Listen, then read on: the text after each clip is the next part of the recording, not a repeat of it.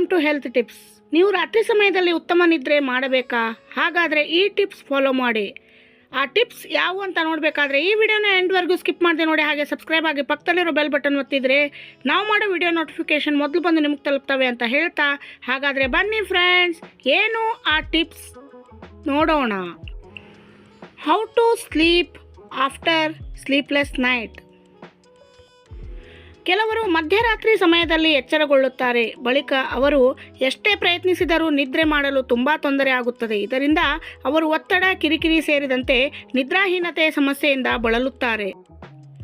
ಮರುದಿನ ಯಾವುದೇ ಕಾರ್ಯದ ಮೇಲೆ ಗಮನ ಕೇಂದ್ರೀಕರಿಸಲು ಸಾಧ್ಯವಾಗುವುದಿಲ್ಲ. ಒಂದು ವೇಳೆ ಮಧ್ಯರಾತ್ರಿ ಎಚ್ಚರವಾದರೆ ಮತ್ತೆ ಬೇಗನೆ ನಿದ್ರೆಗೆ ಜಾರಲು ತಜ್ಞರು ನೀಡಿರುವ ಕೆಲವು ಸರಳವಾದ ಸಲಹೆಗಳು ಇಲ್ಲಿವೆ, ನೋಡೋಣ ಬನ್ನಿ ಫ್ರೆಂಡ್ಸ್. ಅದರಲ್ಲಿ ಮೊದಲನೆಯದಾಗಿ, ಮಲಗುವ ಕೊಠಡಿಯಲ್ಲಿ ಬೆಳಕು ಕಡಿಮೆ ಇರಲಿ. ಕೆಲವರು ತಾವು ಮಲಗುವ ಕೋಣೆಯಲ್ಲಿರುವ ಎಲ್ಲ ದೀಪಗಳನ್ನು ಆಫ್ ಮಾಡಿದರೆ ಮಾತ್ರ ನಿದ್ರಿಸುತ್ತಾರೆ. ನೀವು ಕೂಡ ಇದೇ ರೀತಿಯ ನಿದ್ರೆ ಮಾಡುವ ಅಭ್ಯಾಸ ಹೊಂದಲು ನಿಮ್ಮ ಮಲಗುವ ಕೋಣೆಯಲ್ಲಿ ಬೆಳಕನ್ನು ಸಾಧ್ಯವಾದಷ್ಟು ಕಡಿಮೆ ಮಾಡಬೇಕಾಗುತ್ತದೆ. ಇದರ ಪರಿಣಾಮ ನೀವು ಸುಲಭವಾಗಿ ನಿದ್ರಿಸಲು ಹಾಗೂ ಮಧ್ಯರಾತ್ರಿಯಲ್ಲಿ ಎಚ್ಚರಗೊಳ್ಳುವ ಸಾಧ್ಯತೆಯೂ ಕೂಡ ತುಂಬ ಕಡಿಮೆ ಇರುತ್ತದೆ ಎಂದು ಆರೋಗ್ಯ ತಜ್ಞರು ತಿಳಿಸುತ್ತಾರೆ. ಗಡಿಯಾರದಲ್ಲಿರುವ ಸಮಯ ನೋಡದಿರಿ. ನಿಮಗೆ ಮಧ್ಯರಾತ್ರಿಯಲ್ಲಿ ಎಚ್ಚರವಾದರೆ ಗಡಿಯಾರದಲ್ಲಿ ಸಮಯ ನೋಡದೆ ಮತ್ತೆ ಮಲಗಬೇಕು.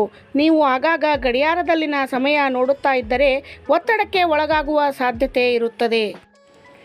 ಇದರಿಂದಾಗಿ ನಿಮಗೆ ಬೇಕಾದಷ್ಟು ನಿದ್ರೆ ಮಾಡುವುದನ್ನು ತಡೆಯುತ್ತದೆ.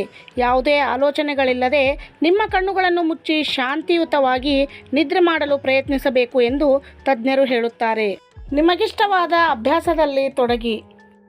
ಕೆಲವರು ಮಲಗುವ ಮುನ್ನ ತಮಗೆ ಇಷ್ಟವಾದ ಸಂಗೀತ ಕೇಳಲು ಹಾಗೂ ಪುಸ್ತಕಗಳನ್ನು ಓದಲು ಬಯಸುತ್ತಾರೆ. ನೀವು ಮಧ್ಯರಾತ್ರಿ ವೇಳೆಯಲ್ಲಿ ಎಚ್ಚರಗೊಂಡು ಎಷ್ಟೇ ಪ್ರಯತ್ನಿಸಿದರೂ ಕೂಡ ನಿದ್ರೆ ಬರದಿದ್ದರೆ ನೀವು ಮತ್ತೊಂದು ಕೋಣೆಗೆ ತೆರಳಿ ಹಿತವೆನಿಸಿದ ಸಂಗೀತ ಕೇಳಬೇಕು, ಇಲ್ಲವೇ ಪುಸ್ತಕ ಓದಬೇಕಾಗುತ್ತದೆ. ಈ ರೀತಿ ಅಭ್ಯಾಸ ಮಾಡುವುದರಿಂದ ಪುನಃ ನಿದ್ದೆ ಬರುತ್ತದೆ ಎಂದು ತಜ್ಞರು ತಿಳಿಸುತ್ತಾರೆ. ಧ್ಯಾನ ಮಾಡುವುದು ಒಳ್ಳೆಯದು. ನಮ್ಮ ಮನಸ್ಸು ಶಾಂತವಾಗಿರಿಸಲು ಕೆಲವು ವಿಧಾನಗಳನ್ನು ಪಾಲಿಸಬೇಕಾಗುತ್ತದೆ. ಇದರಿಂದ ನಮಗೆ ಮತ್ತೆ ನಿದ್ರಿಸಲು ಸಾಧ್ಯವಾಗುತ್ತದೆ. ಏನು ಮಾಡಬೇಕೆಂದರೆ ಆಳವಾದ ಉಸಿರಾಟ ಮಾಡಬೇಕು. ಧ್ಯಾನ ಇಲ್ಲವೇ ಯೋಗದಂತಹ ಅಭ್ಯಾಸಗಳು ಮನಸ್ಸಿಗೆ ಶಾಂತಿ ಲಭಿಸುತ್ತದೆ. ನೀವು ಮತ್ತೆ ನಿದ್ರೆ ಮಾಡಲು ಸಹಾಯವಾಗುತ್ತವೆ. ಪ್ರತಿದಿನ ಸಂಜೆ ಅರ್ಧ ಗಂಟೆ ವ್ಯಾಯಾಮ ಮಾಡುವುದು ಉತ್ತಮ ಎಂದು ತಜ್ಞರು ಸಲಹೆ ನೀಡುತ್ತಾರೆ. ಉತ್ತಮ ಊಟ ಅಗತ್ಯ. ರಾತ್ರಿ ಸಮಯದಲ್ಲಿ ನೀವು ಸೇವಿಸುವ ಊಟವು ಕೂಡ ನಿದ್ರೆಗೆ ಮುಖ್ಯ ಕಾರಣವಾಗುತ್ತದೆ. ರಾತ್ರಿಯಲ್ಲಿ ಸುಲಭವಾಗಿ ಜೀರ್ಣವಾಗುವ ಆಹಾರ ಸೇವಿಸುವುದು ಉತ್ತಮ. ಕೆಲವರು ಆಹಾರ ಕ್ರಮದ ಹೆಸರಿನಲ್ಲಿ ತಿನ್ನುವುದನ್ನೇ ಬಿಡುತ್ತಾರೆ, ಮತ್ತು ಕೆಲವರು ತುಂಬ ಕಡಿಮೆ ಆಹಾರ ಸೇವಿಸುತ್ತಾರೆ. ಈ ರೀತಿಯ ಜನರಿಗೆ ಚೆನ್ನಾಗಿ ನಿದ್ರೆ ಬರುವುದಿಲ್ಲ. ಇವರಿಗೆ ಮಧ್ಯರಾತ್ರಿಯಲ್ಲಿ ಹಸಿವಾಗುತ್ತದೆ.